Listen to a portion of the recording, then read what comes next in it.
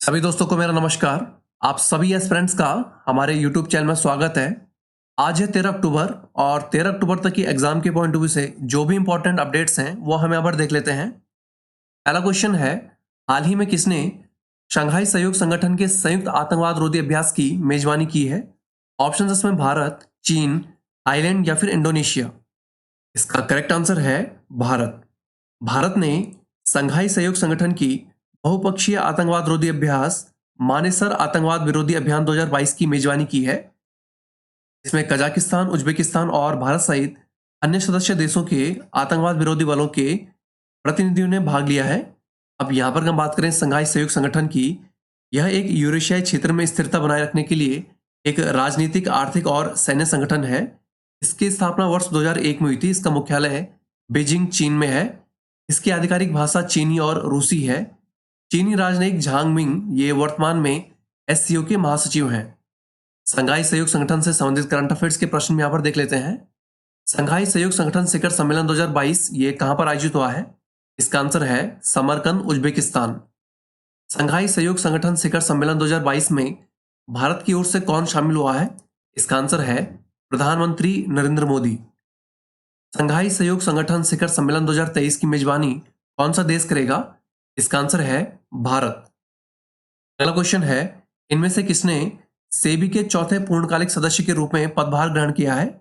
Option इसमें अनंत नारायण गोपाल कृष्णन, बाबू देशवाल, श्याम सुंदर जोशी या फिर भगवंत दास। इसका करेक्ट आंसर है अनंत नारायण गोपाल कृष्णन। प्रोफेसर अनंत नारायण गोपाल कृष्णन ने हाल ही में सेबी के चौथे पूर्णकालिक सदस्य के रूप में पदभार ग्रहण किया है। कुछ समय पहले ही प्रोफेसर नारायण सेबी के पूर्णकालिक सदस्य बने थे। अब यहां पर हम बात करें सेबी की, सेबी का हिंदी में पूरा नाम है भारतीय प्रतिभूति और विनिमय बोर्ड। इसका प्रमुख उद्देश्य भारतीय स्टॉक निवेशकों के हितों की रक्षा करना और प्रतिभूति बाजार का विकास करना है। वर्ष 1988 में भारत सरकार के एक प्रस्ताव के तहत सेबी का गठन किया गया था। यह सेबी अधिनियम 1992 के प्रावधानों के तहत 12 अप्रैल 1992 के तहत स्थापित एक वैधानिक निकाय है। इसका मुख्यालय मुंबई, महाराष्ट्र में है। प्रमुख पदों पर नियुक्ति से संबंधित करंट अफेयर्स के प्रश्न यहां पर देख लेते हैं। इंडियन ऑर्डिनेंस फैक्ट्री का नया महानिदेशक किसे नामित किया गया है? इसका आंसर है संजीव किशोर। गेल इंडिया लिमिटेड के चेयरमैन और प्रबंध निदेशक का पदभार किसने ग्रहण किया है? इसका आंसर है संदीप गुप्ता। हाल ही में उपचुनाव आयुक्त किसे नियुक्त किया गया है? इसका आंसर है अजय भादु। अगला क्वेश्चन है, केंद्रीय स्वास्थ्य और परिवार कल्याण मंत्रालय ने टेलीमानस पहल ये किसके लिए शुरू की है? ऑप्शन इसमें शुगर, कैंसर, मानसिक स्वास्थ्य या फिर दिव्यांग।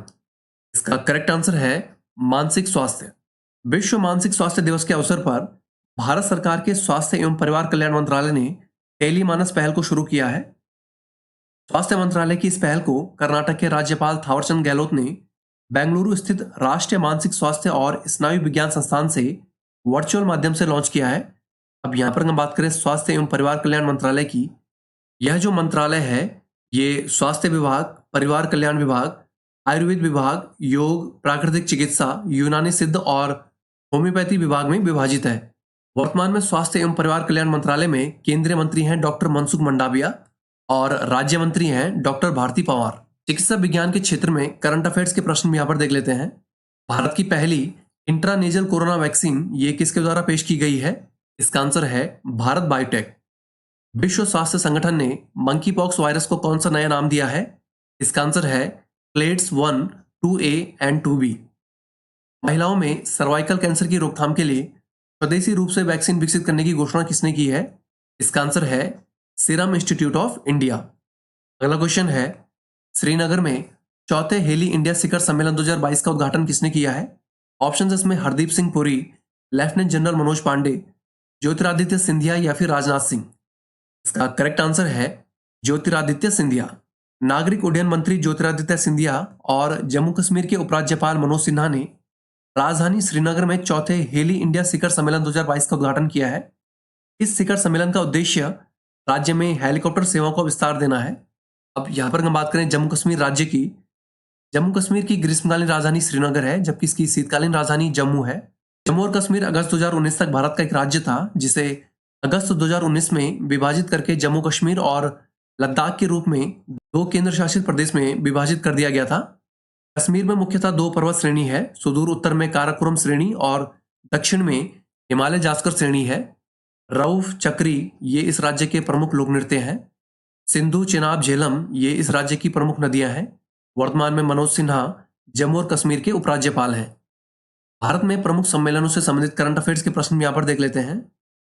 5वीं अंतर्राष्ट्रीय सौर गठबंधन की सभा ये कहां पर आयोजित होगी? इसका आंसर है नई दिल्ली। 13वां ग्लोबल स्किल सम्मेलन 2022 ये कहां पर आयोजित हुआ है? इसका आंसर है नई दिल्ली। विश्व डेयरी सम्मेलन 2022 का आयोजन ये कहां पर हुआ है? इसका आंसर है ग्रेटर नोएडा। अगला क्वेश्चन है, भारत ने भारतीय आयुर्वेद को वैज्ञानिक दृष्टिकोण से विकसित करने के लिए किस देश के साथ एक समझौते पर हस्ताक्षर किए हैं? ऑप्शन इसमें थाईलैंड, जापान, नेपाल या फिर भूटान। इसका करेक्ट आंसर है जापान। आयुष मंत्रालय के अंतर्गत आने वाले भारत में आयुर्वेद के शीर्ष संस्थान अखिल भारतीय आयुर्वेद संस्थान और जापान के औद्योगिक विज्ञान और प्रौद्योगिकी संस्थान ने भारतीय आयुर्वेद को वैज्ञानिक दृष्टिकोण से विकसित करने के लिए हाल ही में एक एमओयू पर हस्ताक्षर किए हैं। जापान का यह जो संस्थान है ये देश का प्रतिष्ठित और सबसे बड़ा अनुसंधान संस्थान है। अब यहाँ पर हम बात करें जापान की। जापान देश की राजधानी टोक्यो है, यहाँ की आधिकारिक मुद्रा येन है। इस देश की संसद का नाम डाइट है। अमेरिका ने 6 अगस्त 1945 को जापान के हिरोशिमा में लिटिल बॉय नाम से और 9 अगस्त 1945 को नागासाकी शहर में फैटमैन नाम से परमाणु बम गिराया था। जापान को उगते सूरज का देश भी कहा जाता है। माउंट एसो ये जापान का सबसे बड़ा सक्रिय ज्वालामुखी है। हाल ही में हुए समझौतों से संबंधित प्रश्न यहाँ पर देख लेते हैं। हाल ही में भारत ने किस देश के साथ उच्च शिक्षा संस्थानों के बीच छात्रों की आवाजाही और शैक्षणिक साहित्य को बढ़ावा देने के लिए एक समझौते पर हस्ताक्षर किए हैं? इसका आंसर है यूनाइटेड किंगडम। भारत ने हाल ही में पर्यटन सहयोग के लिए किस देश के साथ एक एमओयू पर हस्ताक्षर किए हैं? इसका आंसर है ऑस्ट्रेलिया। भारत ने किस देश के साथ चीतों को भारत में लाने के लिए एक समझौते पर हस्ताक्षर किए हैं? इसका आंसर है नामीबिया। अगला क्वेश्चन है, हाल ही में किसने एजुकेशन 4.0 इंडिया रिपोर्ट जारी की है? ऑप्शन इसमें शिक्षा मंत्रालय, नीति आयोग, विश्व आर्थिक मंच या फिर यूनेस्को। इसका करेक्ट आंसर है विश्व आर्थिक मंच। विश्व आर्थिक मंच ने हाल ही में एजुकेशन 4.0 इंडिया रिपोर्ट शीर्षक नाम से एक नई रिपोर्ट जारी की है। यह जो रिपोर्ट है ये नवीनतम तकनीक की मदद से शिक्षा को सभी के लिए सुलभ बनाने से संबंधित है। अब यहाँ पर हम बात करें विश्व आर्थिक मंच की। इसकी स्थापना जनवरी 1971 में हुई थी। इसकी स्थापना जर्मन अर्थशास्त्री क्लॉस श्वाब ने की थी। इसे पूर्व में यूरोपीय प्रबंधन फोरम के नाम से भी जाना जाता था। इसका मुख्यालय कोलोग्नी, स्विट्जरलैंड में स्थित है। इस संगठन की जो राजभाषा है ये अंग्रेजी है। अब यहाँ पर हम बात करें अर्थशास्त्र के क्षेत्र में करंट अफेयर्स के प्रश्नों की। इस देश के 3 अर्थशास्त्रियों को साल 2022 का अर्थशास्त्र के क्षेत्र में नोबेल पुरस्कार दिया गया है। इसका आंसर है यूएसए। इसमें अमेरिकी अर्थशास्त्री बेनेस बर्नाके, डगलस डब्ल्यू डायमंड और फिलिप एच डायबविक शामिल हैं। एशिया प्रशांत क्षेत्र में खाद्य सुरक्षा के लिए हाल ही में इसने $14 बिलियन की सहायता प्रदान करने की घोषणा की है। इसका आंसर है एशियाई विकास बैंक। हाल ही में भारत में डिजिटल रुपए पर कॉन्सेप्ट नोट किसने जारी किया है? इसका आंसर है भारतीय रिजर्व बैंक। अगला क्वेश्चन है, केंद्रीय पर्यावरण मंत्री भूपेंद्र यादव कहां आयोजित पर्वतीय विकास शिखर सम्मेलन 2022 के उद्घाटन सत्र में शामिल हुए हैं? ऑप्शन इसमें शिमला, लेह, श्रीनगर या फिर जम्मू। इसका करेक्ट आंसर है लेह। केंद्रीय पर्यावरण मंत्री भूपेंद्र यादव ने 10 से 12 अक्टूबर 2022 के बीच लेह लद्दाख में आयोजित सतत पर्वतीय विकास शिखर सम्मेलन 2022 के उद्घाटन सत्र में भाग लिया है। सतत पर्वतीय विकास के लिए पर्यटन का उपयोग ये लद्दाख में आयोजित इस शिखर सम्मेलन का प्रमुख विषय था। अब यहाँ पर हम बात करें लद्दाख की। केंद्र शासित प्रदेश के रूप में इसका गठन 31 अक्टूबर 2019 को हुआ था। इसकी ग्रीष्मकालीन राजधानी लेह है जबकि शीतकालीन राजधानी कारगिल है। यह भारत का सबसे बड़ा केंद्र शासित प्रदेश है। भारत में शीत मरुस्थल ये लद्दाख में पाया जाता है। पैंगोंग झील इस राज्य की सबसे बड़ी झील है। भारत में सबसे ऊंचा पठार ये लद्दाख में पाया जाता है। लद्दाख से संबंधित करंट अफेयर्स के प्रश्न यहाँ पर देख लेते हैं। बैंकिंग संबंधी कार्यों में 100% डिजिटलीकरण प्राप्त करने वाला पहला जिला किस भारतीय राज्य का है? इसका आंसर है लद्दाख। लद्दाख पटकथा लेखन मेला 2022 का शुभारंभ ये किसने किया है? इसका आंसर है लद्दाख के उपराज्यपाल आर.के. माथुर। देश का पहला नाइट स्काई सेंचुरी ये कहां पर खोला जाएगा? इसका आंसर है लद्दाख। अगला क्वेश्चन है, हाल ही में किस देश ने सूर्य से संबंधित रहस्य को सुलझाने के लिए काफो 1 नाम से एक नई सैटेलाइट को लॉन्च किया है?